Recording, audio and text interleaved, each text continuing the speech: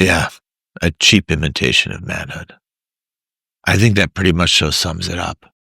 They sold you a lie, a quiet life of comfort, a world where you're a king, but only of your own gilded cage. How do you feel about that one? I don't know. I'm not the director. They sold you a lie, a quiet life of comfort, a world where you're a king, but only of your own gilded cage. But the fight for your soul, you see, has already begun. You feel the emptiness. You feel, well, the emasculation. The world tells you it's toxic, but I call it demonic. They want you weak, pliable, indecisive. But there's a different kind of strength, a harder path, a forgotten masculinity, if you will, a sacred war. If you've ever watched this channel and enjoyed the content, could I ask for a small favor? Please hit the subscribe button, share the content, and add your thoughts in the comments below. It's the only way we can keep growing, despite the algorithm. Your subscription, shares, and comments help this channel more than I can explain right now, make you an integral part of our success. I promise to return the favor by making the show increasingly better. We're on this journey together, and I'm willing to make that promise. Do we have a deal? They want men weak, pliable, indecisive. They want them lost in the noise of this world, obsessed with trinkets and screens. But why? This is a deliberate war on a man's very identity. It's a fundamental attack on the family, the foundation of Christian society. As St. John Chrysostom explained, the home is a little church. And if the head of that church is not a man of God, our fathers were models for God. If our fathers failed, what does that tell you about God? the entire structure is, well, in peril. In a culture that has become so soft and weak, men are taught to avoid any form of genuine struggle. I have sensed it in the questions you receive and in the hearts of those you speak with. There seems to be a quiet desperation, as if something essential has been lost from our culture. I see it in the heartache of couples. What does it even mean to be a man of God in this spiritual vacuum? What does it mean to be a man of God in this spiritual vacuum? This isn't about chasing a physical aesthetic or how well a man performs on a quarterly review. This is spiritual combat. The enemy's strategy is ancient and cunning. He doesn't need to destroy a man with fire. He'll drain him slowly in the quiet agony of, well, meaninglessness. This war on a man's sacred role as protector and provider is a direct assault on the profound love that holds the family together. It is a sort of rebellion against the very structure of God's order. It's creating a society of, shall we say, spiritual eunuchs. It's so confusing. This world calls a man's sacred role toxic, and yet you're at peace and embrace it. How can other men find a model for this? A model? We have centuries of them. We don't have to invent a new way. We simply have to remember the old one. Look to St. John the Almsgiver, Patriarch of Alexandria. He was a wealthy man, but his wealth was not for his own pleasure. His money was a tool for salvation, a reservoir for the poor, the hungry, the widows, and the orphans. He understood that being a man means, well, it means being a man of purpose. As for the sanctity of the family, St. John Chrysostom described the marital union as a sacred mystery, a profound unity where a husband and a wife become one flesh. He boldly proclaimed that married life, in its constant struggle for the other, can be holier in its path to the salvation of man than the monastic life. It demands that you fight in the world, not in the quiet of a cell. This is the fight against the lie that a man is a consumer first and a father second. Look at how God designed the body. The woman's body is created to nurture, to give life in a way a man's cannot. She has the breast to feed a child. A man's body is created for another purpose, to protect and to provide. When you reverse these roles, sending the woman out to fight the battles of the breadwinner and keeping the man at home to nurture, you create a profound spiritual and biological contradiction. And this leads to a terrible consequence: the loss of intimacy and passion between a man and a woman. Their roles no longer complement, they compete. It reflects a sort of deeper fracture, a loss of the powerful love of God for His creation. But this is not the end of the story. The loss a man feels, the absence of this intimacy, is a sign of what he is missing and what he can reclaim. It is a divine hunger with a misplaced aim. He's starving his soul on the husks of consumerism when he was born for a feast with God. The world reduces a man's desire for his wife to a mere biological act, but the church reveals a higher truth.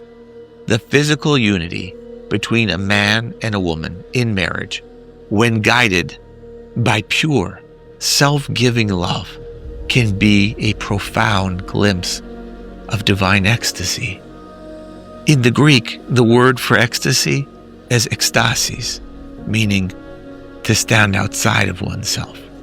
This is the ultimate experience of love, a holy moment where a man is pulled out of his own ego and stands in awe of his wife and the sacred union, reflecting the powerful love of God for His creation. This is the higher purpose of the body, a spiritual unity made, well, tangible. It's time to wake up from the illusion, to enter the spiritual combat, to reclaim the strength the world wants to steal from a man. So the path to true manhood is not found in strength, but in submission? It's found in death, dying to a man's ego, to his pride, to his self-aggrandizement. The false promise of power from the world leads to darkness and a desolate soul. The true power is found only on the cross. This is not the easy path. It is a narrow and hard road. They tell a man his power is in getting what he wants, in having it all, as it were. But Christ reveals that a man's true power is in, well, giving it all away, in emptying himself completely. This is a truth that the saints understood all too well. A man's strength is not in his possessions, but in his self-denial. His victory is not in conquering others, but in conquering himself. A man's strength, his identity, his very existence, it doesn't come from his will. It comes from his willingness to die to himself for the sake of those he loves. It's a complete reorientation of everything society teaches. And it must begin on the inside, away from the world's noise. It is evident that so many men feel this emptiness, but they don't know where to turn. They have been sold a cheap imitation of manhood. Yeah, a cheap imitation of manhood. I'd say that pretty much so sums it up. It's a return to sanity, a return to the truth that the church has always taught. The misguided idea that Christian masculinity is merely a distraction. The core of it all is self-sacrificial love. The saints didn't lift weights to impress others. They lifted the burden of their brothers. As St. Porphyrios taught, true spiritual struggle is not a show of strength, but a humility that invites God's grace. This is the truth that the Church has always protected, and it's the secret to finding peace and purpose in a world that offers neither. It is the victory of the Spirit over the flesh, and it is the only fight, in my opinion, worth winning. The world tells a man that his worth is external. His job, his title, his car, the size of his house. But the Church reveals that his true worth is an internal reality, a direct relationship with God.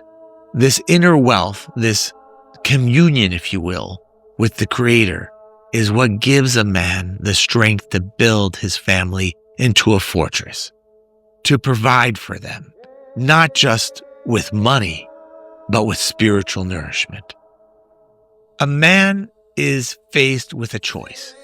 Will he continue to chase the empty promise of a world that wants to consume him?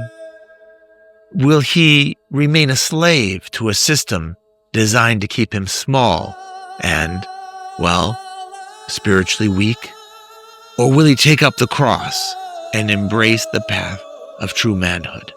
The divine transformation of the soul, a profound union with God's very being, is not achieved through technology or material wealth, but through love and humility.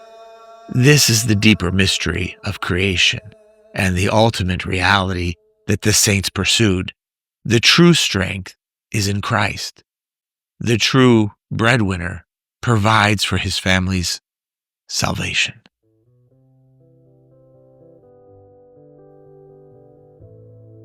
It always amazes me how the answers are right in front of us. The idea of the home, the family, as the little church.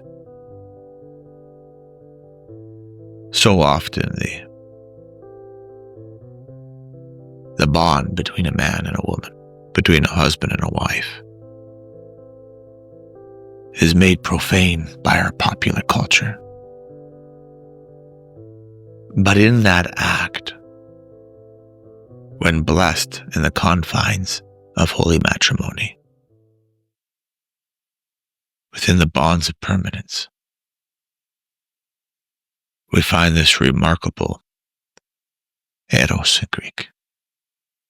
We get the word in English, erotic love, not the profane one of Hollywood and Madison Avenue, but one of deep mystery, one which reflects what is undoubtedly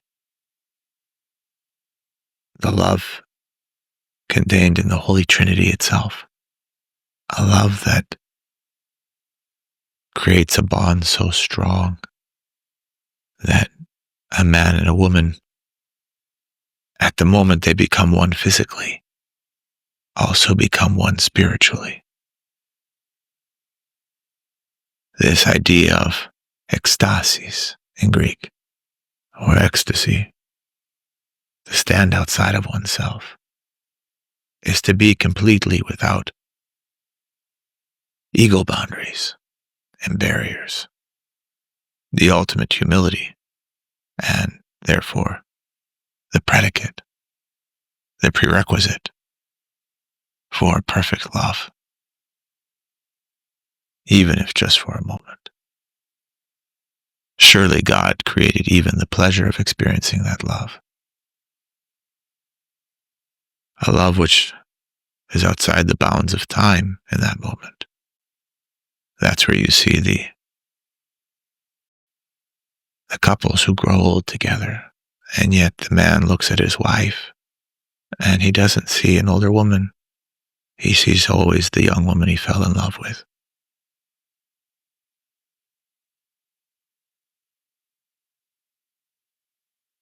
It's an absurdity to suggest that he could spend his life in a meaningless and soul-crushing corporate job, and at the same time fulfill his responsibilities to his family. And I don't just mean monetarily or materially, because that's perhaps the easiest of the requirements, the most obvious. But indeed, to provide for his family a bread for life, for their salvation, beginning with his self-sacrificial love for his wife, and then together as one for their children, the ultimate manifestation of their union, their oneness. At that moment of conception, ecstasis, a spiritual unity, which gives rise to new life the moment they participate as agents in God's creation. They see the spiritual manifest in the physical, not unlike God's only begotten Son becoming flesh. We see the parallels, the archetype. It's all there. For those who are not Christians, who don't have a sound understanding of what it really means to be a Christian, an understanding of a triune God and the dual nature of Christ, they look upon it as a contradiction. But actually, the reality of the teachings of the church are present in the home.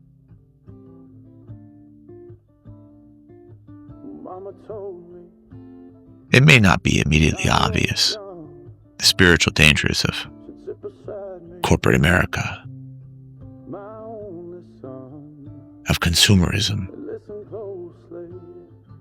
that a man can be taken down to something less than what he truly is by distracting him, making him believe that his worth is equivalent to his job or his title or the honors of other men. But reality is that all of that pales greatly compared to the role he provides and satisfies in his own home. It's a sort of underliving of one's life, and a stifling, a strangulation, really, of his heart's desire. For his desire, really, which will only be satisfied by living a life in Christ, together with his family, and then, ultimately, leading them to the cross and to their salvation. All right. He has a poor track record on fasting. He was once accused of using vulgar language, but he said the accusation was bullshit. He loves the smell of gasoline and burning oil around his motorcycles and never stops drinking Coke Zero. He hasn't learned how to walk away from a fight. He's been to hell and back more than once, bringing a few public companies along for the ride. Other clergy scoff at him. The SEC and Big Pharma try to, quote, silence him for good. But their efforts haven't had the intended effect. That's Father Emmanuel. Growing up in Tirana, where the call to a dawn echoed from the spiraling minarets, was a powerful experience for her. Albanians were forced to convert to Islam under Ottoman rule. In 1967, under the Marxist-Leninist regime, Albania became the world's first atheist state. and destroyed churches to eradicate Christianity, in a land where St. Paul once preached the gospel. Her grandfather fought as a guerrilla fighter, and her father commanded a tank brigade. When communism collapsed, there was an insurrection against the state, leading to anarchy. Albanian women are known for their resilience. It is said they are born from the barrel of a gun. As a teenager, her father was flown out of the country without notice on a military helicopter to save his life. From then on, she started sleeping with an AK-47 next to her bed.